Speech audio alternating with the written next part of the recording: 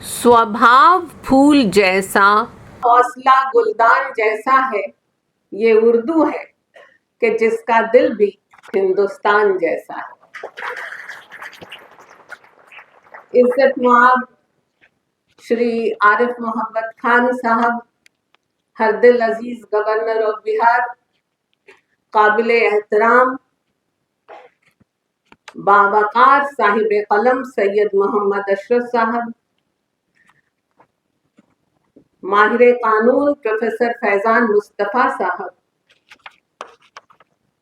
Programme के रूह रवा डॉक्टर शम्स इकबाल साहब, डायरेक्टर NCPUL और शीरी ज़बान शगुफ्ता नसरीन, और आप सब मुहिब्बाने उर्दू परस्तारे हिंदुस्तान।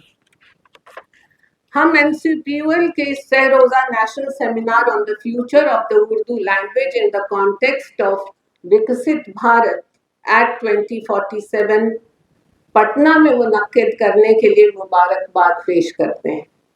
सरजमीन बिहार से हमारा नस्बी और कल्बी ताल्लुक है, यहाँ की खाक हमारे खमीर में है। हम आप सब के बेहद शुक्रगुजार हैं NCPUL कि इस मौके पर आपने हमें भी याद फरमाया और हमारी घर वापसी कराई। कदीम दरसगाहों की सरजमी बिहार ने हमेशा से ही इल्म दानिश की पैरवी और परवरिश की है। राजा राम मोहन राय ने फुलवारी शरीफ मदरसे में अरबी और फारसी की तालीम हासिल की और आगे चलकर 1822 में फारसी का पहला अखबार कलकत्ते से निकाला।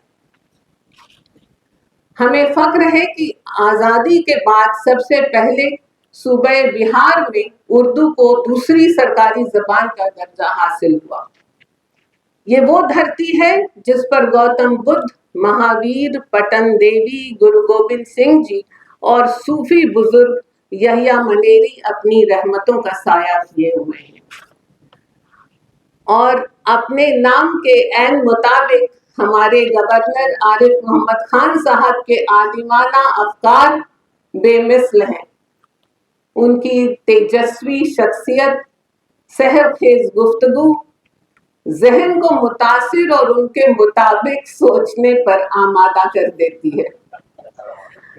तो एक घड़ी आधी घड़ी आधों में पुनः आध, एक घड़ी आधी घड़ी आधों में पुनः आध, तुलसी संगत साधु की कटे कोटि अपराध। सबका साथ, सबका विकास, सबका विश्वास और सबका प्रयास, हुकूमत हिंद का ये विजन दरअसल उर्दू की बुनियाद है। उर्दू की अदबी और तालीमी रिवायतों का दर्स भी यही है कि तरक्की की मंजिलें मिलजुल कर ही तय होती हैं। यही जज्बा उर्दू को विकसित भारत एट 2047 के हमराह करता है। ये जबान गंगा और जमुना के किनारों को जोड़ती है और दैरो हरम के फासलों को मिटाती है। जब हम मुस्तकबिल की बात करते हैं तो लाजमी तौर पर पहले माजी पर भी एक तायराना नजर डाल लेनी चाहिए। उर्दू जबान ने कई हुकूमतों के दौर देखे हैं। इब्तदा से ही जबान ने उर्दू बाजार से लेकर खिलाए मुअल्ला तक तरक्कियों के जीने इस शान से चढ़े कि ब्रिटिश साम्राज्य को भारत में हुकूमत करने के लिए इसे सीखना पड़ा और उन्होंने बाकायदा उर्दू पढ़ने और पढ़ाने के लिए कोलकाता में फोर्ट विलियम कॉलेज कायम किया, जहां अंग्रेजों ने उर्दू सीखी और उर्दू अदब पर तहकीक भी की। मुगलों के बाद बरतानवी हुकूमत के जमाने में भी उर्दू का परचम बामे उरूज पर लहराता रहा। अंग्रेजों के जालिमाना दौर के करीब 100 साल बाद जब आज़ादी का बिगुल बजा तो सबसे पहले उर्दू ने ही इस तहरीक को अपने माथे का तिलक बनाया और बाद में इसी जबान के नारे इनकलाब जिंदाबाद ने ब्रिटिश साम्राज्य की नींव हिला दी। اور عشق و محبت کی یہ شیریں زبان جنگ آزادی میں حق اور حریت کا علم اٹھائے ایک برہنہ شمشیر بن کر سامنے آئی۔ ملک کی آزادی میں اردو کی خدمات اور کردار پر اگر بات کی جائے تو گفتگو بے حد طویل اور صبر طلب ہو جائے گی اور موضوع سے بھی بھٹک جائے گی، کیونکہ یہ فسانہ زلف دراز کا میری زندگی سے دراز ہے۔ تو آئیے ہم امروز اور فردا کی بات کرتے ہیں۔ Change is the only constant, بدلاؤ پرکرتی کا نیم ہے، تبدیلی قدرت کا مزاج ہے اور ترقی کی ضمانت بھی۔ اگر الگ الگ تہذیبوں اور زبانوں کا ایک ہو جانا اردو کی پیدائش کی حقیقت ہے تو یہ سلسلہ آج بھی جاری ہے۔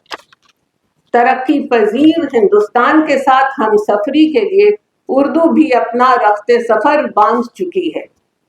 ڈیجیٹل انقلاب نے اردو کی رسائی کو ساری دنیا میں آسان کر دیا ہے۔ آج اردو کی بستیاں ملک در ملک، شہر در شہر آباد ہیں۔ تو جہاں جہاں کوئی اردو زبان بولتا ہے وہاں وہاں میرا ہندوستان بولتا ہے۔ انٹرنیٹ، سوشل میڈیا اور سیٹلائٹ چینلوں پر سجتی ہوئی اردو کی ہزاروں تفریحی اور معلوماتی محفلیں اس زبان کو تازگی اور طاقت عطا کر رہی ہیں۔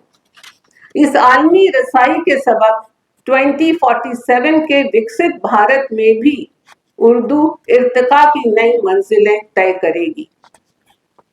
جدیدیت کے تقاضوں کے ہم قدم رہ کر زبان اردو نے خود کو مزید لچکدار اور سہل بنایا ہے۔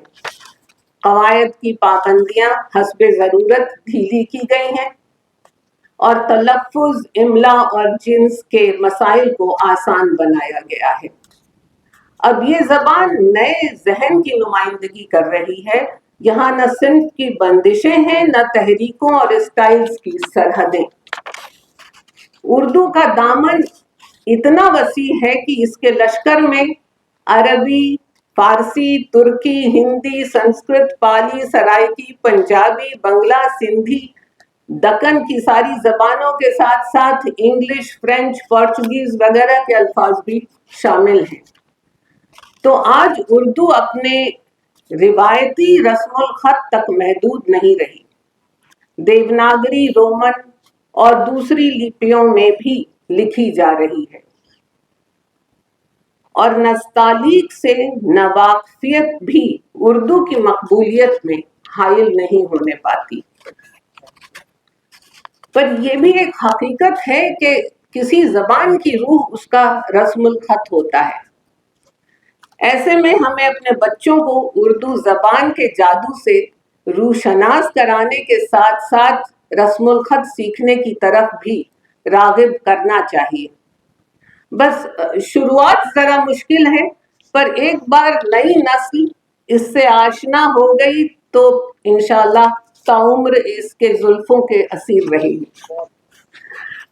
ترقی پذیر بھارت میں اردو کا مقام اس لیے بھی بہت اہم ہے کہ یہ صرف ایک زبان نہیں بلکہ ہمیں وراثت میں ملی ایک مکمل تہذیب ہے جس کی حفاظت ہمارا فرض ہے۔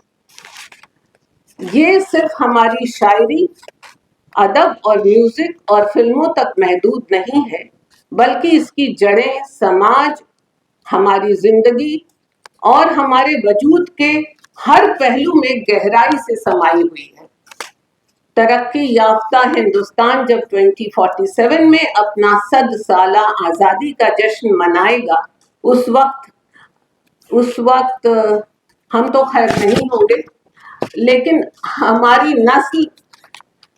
نئی نسل آج جس ہمت، حوصلے، جوش اور جذبے کے ساتھ اردو کا علم سنبھالے ہے، اسے دیکھ کر یقین ہو چلا ہے کہ 2047 میں اردو تکنیک کی نئی جہتیں ایجاد کر کے سارے عالم میں اپنی روشن پہچان بنائے رکھے گی۔ اس دور میں بھی محبت کے پیغام کے ساتھ اردو کا کردار وہی رہے گا، منفرد، نمایاں اور ہمیشہ وقت سے آگے. اردو ہر مرحلے پر زمانے کی ترجمان رہی ہے. اظہار کی نفاست ہو، خیال کی نزاکت ہو، حسن ادائیگی ہو یا پھر بغاوت کے تیور، اردو کو عوام اور خواص دونوں میں یکساں مقبولیت حاصل ہے. ایوان صدر، پارلیمنٹ، اہل اقتدار ہوں یا شیخ و برہمن، اردو ہندوستان کی رگوں میں گردش کرتی ہے. اور جب بھی سیاست کو ضرورت پڑتی ہے اردو ہمیشہ مدد کرتی ہے. مختصر سی بات یہ ہے کہ this language is in India's DNA. And nurturing Urdu is like nurturing our own identity. The future of Urdu language is bright, and of course, it will stand tall as an essential partner in realizing the vision of Viksit Bharat at 2047. جس زبان کے پرستاروں کی تعداد ستاروں کی تعداد سے کچھ ہی کم ہو، اس کا ماضی تابناک، حال روشن اور مستقبل حوصلہ افزا ہوتا ہے. اردو کا سفر 2047 کے بعد بھی جاری رہے گا.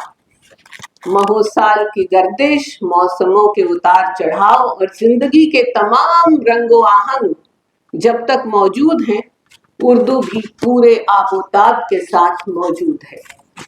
دوستو، جب تک دنیا میں عشق باقی ہے، عشق کی خواہش باقی ہے، میں باقی ہے اور ماہتاب باقی ہے، تب تک اردو بھی باقی ہے. سننے والے بدلتے رہتے ہیں، اختتام اپنی داستان میں نہیں. شکریہ.